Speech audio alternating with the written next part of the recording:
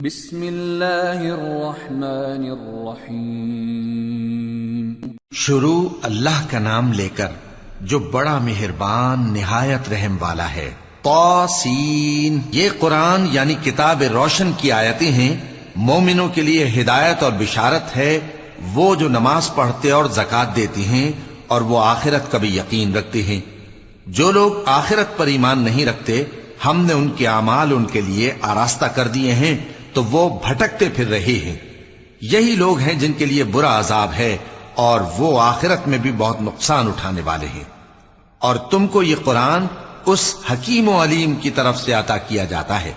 جب موسیٰ نے اپنے گھر والوں سے کہا کہ میں نے آگ دیکھی ہے، میں وہاں سے رستے کا پتہ لاتا ہوں یا کوئی شعلہ یعنی ایک انگارہ تمہارے پاس لاتا ہوں تاکہ تم آگ تاپو۔ جب موسیٰ اس کے پاس آئے تو ندا آئی کہ وہ جو آگ میں تجلی دکھاتا ہے بابرکت ہے، اور وہ جو آگ کے ارد گرد ہے، اور اللہ جو تمام عالم کا پروردگار ہے پاک ہے۔ اے موسیٰ، میں اللہ ہوں، عزت والا، حکمت والا، اور اپنی لاٹھی ڈال دو۔ سو جب اسے دیکھا تو اس طرح حرکت کر رہی تھی گویا سانپ ہے، تو پیٹ پھیر کر بھاگے اور پیچھے مڑ کر نہ دیکھا۔ فرمایا، اے موسیٰ ڈرو مت، میرے پاس پیغمبر ڈرا نہیں کرتے۔ ہاں، جس نے ظلم کیا پھر برائی کے بعد اسے نیکی سے بدل دیا تو میں بخشنے والا مہربان ہوں۔ اور اپنا ہاتھ اپنے گریبان میں ڈالو، بے عیب سفید و روشن نکلے گا۔ ان دو معجزوں کے ساتھ جو 9 معجزوں میں داخل ہیں فرعون اور اس کی قوم کے پاس جاؤ کہ وہ بدکردار لوگ ہیں۔ پھر جب ان کے پاس ہماری روشن نشانیاں پہنچیں تو کہنے لگے یہ کھلا جادو ہے، اور بے انصافی اور غرور سے ان کو ماننے سے انکار کیا، جبکہ ان کے دل ان کو مان چکے تھے۔ سو دیکھ لو کہ فساد کرنے والوں کا انجام کیسا ہوا۔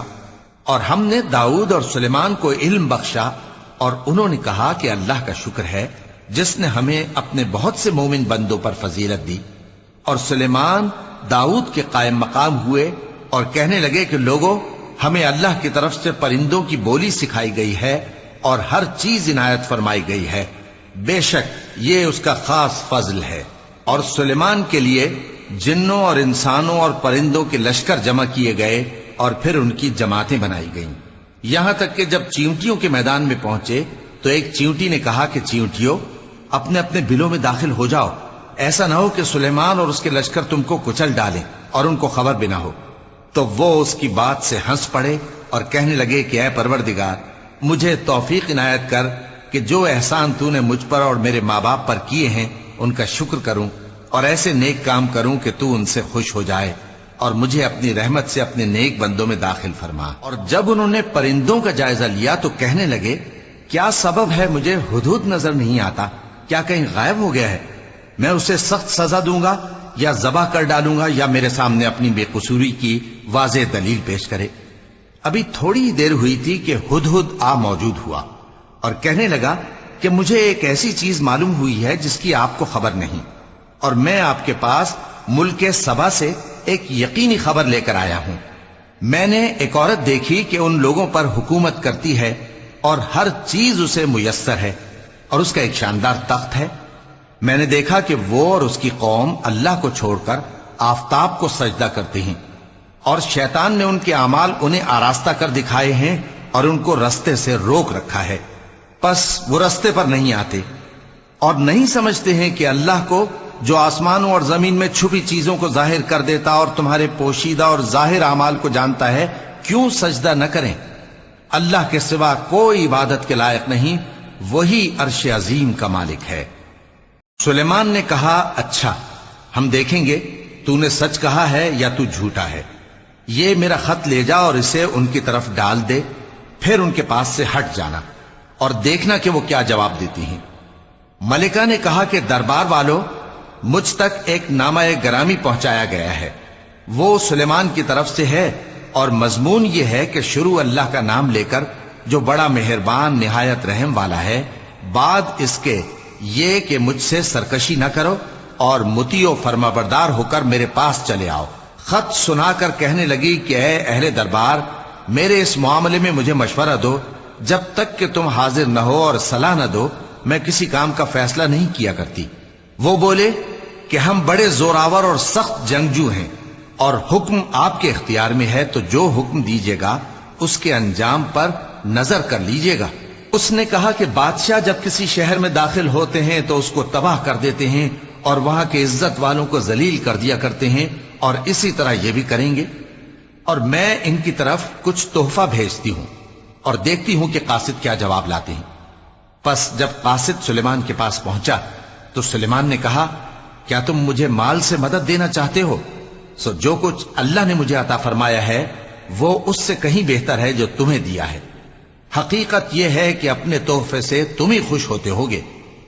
ان کے پاس واپس جاؤ، اب ہم ان پر ایسے لشکر لے کر حملہ کریں گے جن کے مقابلے کی ان میں طاقت نہ ہوگی، اور ان کو وہاں سے بے عزت کر کے نکال دیں گے اور وہ ذلیل ہوں گے۔ سلیمان نے کہا کہ اے دربار والو، کوئی تم میں ایسا ہے کہ قبل اس کے کہ وہ لوگ فرما بردار ہو کر ہمارے پاس آئیں، ملکہ کا تخت میرے پاس لے آئے؟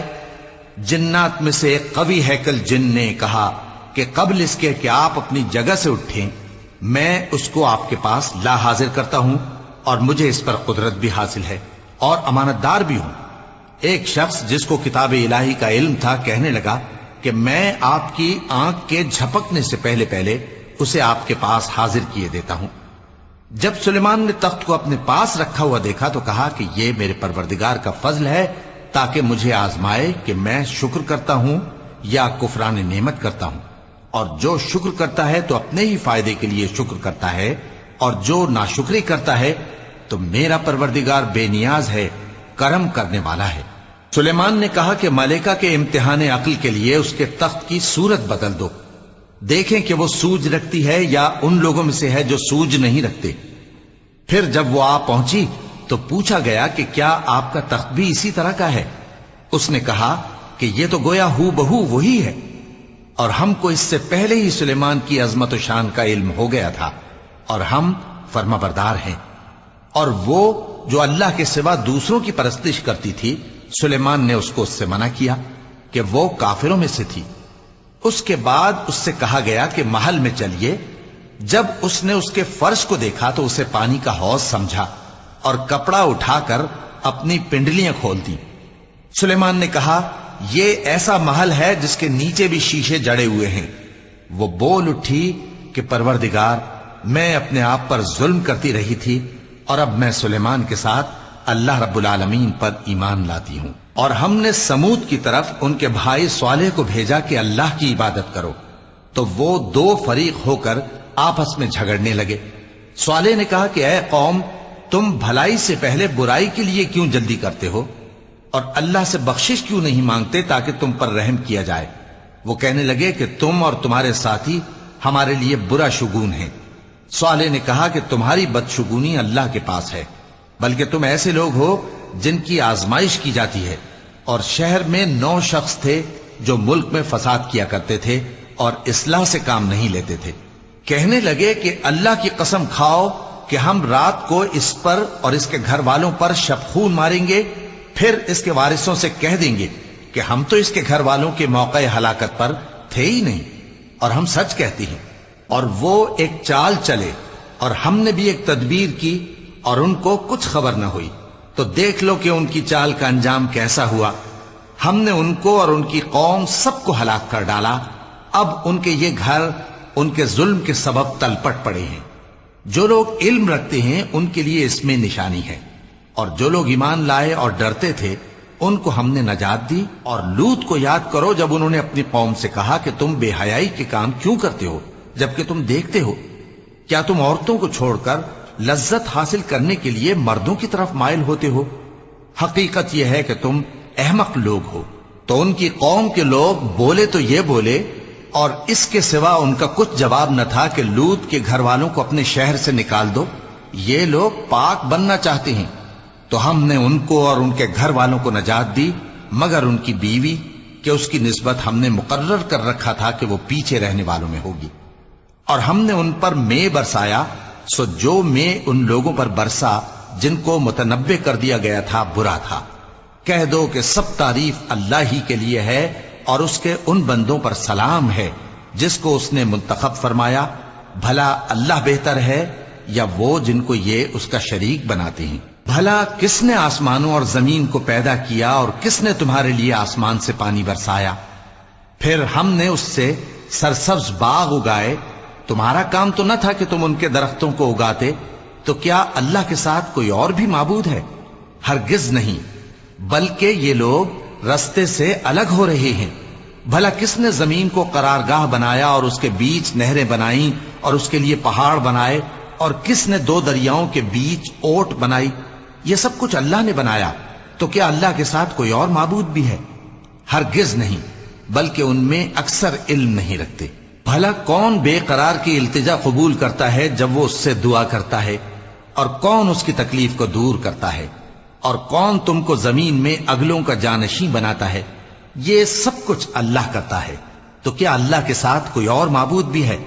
ہرگز نہیں، مگر تم بہت کم غور کرتے ہو. بھلا کون تم کو جنگل اور دریا کے اندھیروں میں رستہ بتاتا، اور کون ہواؤں کو اپنی رحمت کے آگے خوشخبری بنا کر بھیجتا ہے؟ یہ سب کچھ اللہ کرتا ہے.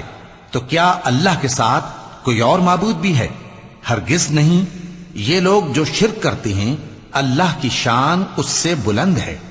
بھلا کون خلقت کو پہلی بار پیدا کرتا پھر اس کو دوبارہ پیدا کرے گا؟ اور کون تم کو آسمان اور زمین سے رزق دیتا ہے؟ یہ سب کچھ اللہ کرتا ہے.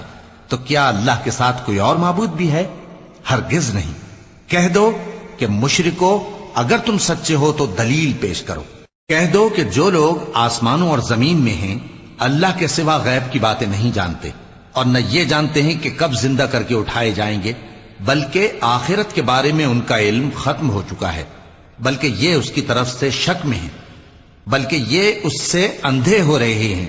اور جو لوگ کافر ہیں کہتے ہیں کہ جب ہم اور ہمارے باپ دادا مٹی ہو جائیں گے تو کیا ہم پھر قبروں سے نکالے جائیں گے؟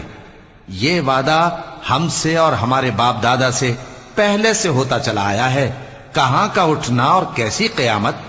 یہ تو صرف پہلے لوگوں کی کہانیاں ہیں. کہہ دو کہ ملک میں چلو پھرو، پھر دیکھو کہ گناہگاروں کا انجام کیا ہوا ہے، اور ان کے حال پر غم نہ کرنا، اور نہ ان چالوں سے جو یہ کر رہے ہیں تنگ دل ہونا. اور کہتے ہیں کہ اگر تم سچے ہو تو یہ وعدہ کب پورا ہوگا؟ کہہ دو کہ جس عذاب کے لیے تم جلدی کر رہے ہو شاید اس میں سے کچھ تمہارے نزدیک آ پہنچا ہو، اور تمہارا پروردگار تو لوگوں پر فضل کرنے والا ہے، لیکن ان میں سے اکثر شکر نہیں کرتے. اور جو باتیں ان کے سینوں میں پوشیدہ ہوتی ہیں اور جو کام وہ ظاہر کرتے ہیں تمہارا پروردگار ان سب کو جانتا ہے. اور آسمانوں اور زمین میں کوئی پوشیدہ چیز نہیں ہے مگر یہ کہ وہ ایک کتاب روشن میں لکھی ہوئی ہے. بے شک یہ قرآن بنی اسرائیل کے سامنے اکثر باتیں جن میں وہ اختلاف کرتے ہیں بیان کر دیتا ہے، اور بے شک یہ مومنوں کے لیے ہدایت اور رحمت ہے. تمہارا پروردگار قیامت کے روز ان میں اپنے حکم سے فیصلہ کر دے گا، اور وہ غالب ہے، علم والا ہے. تو اللہ پر بھروسہ رکھو، تم تو صاف حق پر ہو. کچھ شک نہیں کہ تم مردوں کو بات نہیں سنا سکتے، اور نہ بہروں کو جبکہ وہ پیٹ پھیر لیں آواز سنا سکتے ہو، اور نہ اندھوں کو گمراہی سے نکال کر رستہ دکھا سکتے ہو. تم تو انہی کو سنا سکتے ہو جو ہماری آیتوں پر ایمان لاتے ہیں، پھر وہ فرما بردار ہو جاتے ہیں. اور جب ان کے بارے میں عذاب کا وعدہ پورا ہوگا تو ہم ان کے لیے زمین میں سے ایک جانور نکالیں گے جو ان سے باتیں کرے گا. یہ ہم اس لیے کریں گے کہ لوگ ہماری آیتوں پر ایمان نہیں لاتے تھے. اور جس روز ہم ہر امت میں سے ایک بڑے گروہ کو جمع کریں گے جو ہماری آیتوں کی تکذیب کرتے تھے، پھر ان کی جماعت بندی کی جائے گی یہاں تک کہ جب سب آ جائیں گے تو اللہ فرمائے گا کہ کیا تم نے میری آیتوں کو جھٹلا دیا تھا، حالانکہ تم نے اپنے علم سے ان کا احاطہ تو کیا ہی نہ تھا. بھلا تم کیا کرتے رہتے تھے؟ اور ان کے ظلم کے سبب ان کے حق میں وعدہ عذاب پورا ہو کر رہے گا تو وہ بول بھی نہ سکیں گے. کیا انہوں نے نہیں دیکھا کہ ہم نے رات کو اس لیے بنایا ہے کہ اس میں آرام کریں، اور دن کو روشن بنایا ہے کہ اس میں کام کریں؟ بے شک اس میں مومن لوگوں کے لیے نشانیاں ہیں.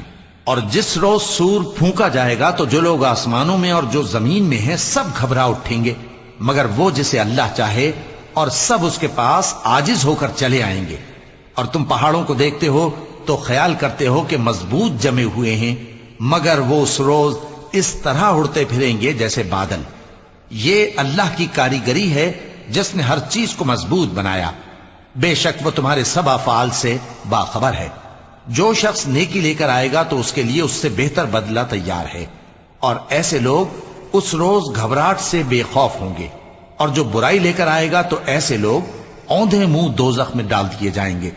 تم کو تو انہی اعمال کا بدلہ ملے گا جو تم کرتے رہے ہو۔